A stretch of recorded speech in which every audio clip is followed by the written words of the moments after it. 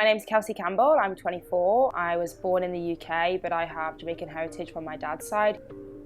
I swam in the UK from 7 or 8 competitively up until about, I think I was 19 years old, and then I moved over to the States.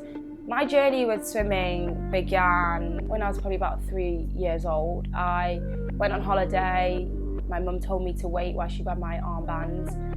Within 30 seconds of her coming back, I decided to jump in the pool and didn't know how to swim. So I think at that point my mum was like, okay, you need to go and get her swimming lessons. You know, she obviously loves the water.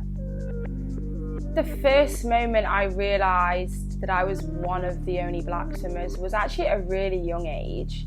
There was a coach there that had approached my dad and actually said, she'll never be good, right, because black people can't swim. I didn't really necessarily understand it too much, but I do remember kind of thinking, wow, am I so much different to everybody else? Like, why would he say that about me? I'm the fastest person in this pool right now. So when I introduce myself as a swimmer, people are usually shocked. I usually get athletics, and I think that maybe that's a little bit of unconscious bias coming in, but that's really kind of what we're trying to battle, isn't it? There's plenty of people across the world that are proving that black swimmers can be elite swimmers.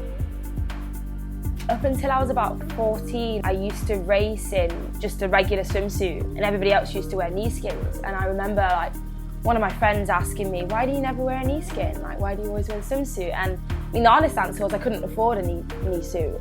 But, you know, I kind of used to shrug it off and be like, oh, well, I don't need it. You know, I'm fine without it. Swimming is entirely an inaccessible sport. One of the main issues right now with tackling that problem is that many people in higher places don't want to admit that. There are some people that don't have the same resources or opportunities as others, and that in order to create those opportunities, you might have to put a little bit more effort in as somebody with higher power. I really battle with my identity. I remember being told on several occasions that I was from the ghetto. Now I look back, really damaging and really inappropriate comments, which were so deep-rooted in discrimination. But at the time, I was so focused on trying to fit in this crowd of athletes that look nothing like me.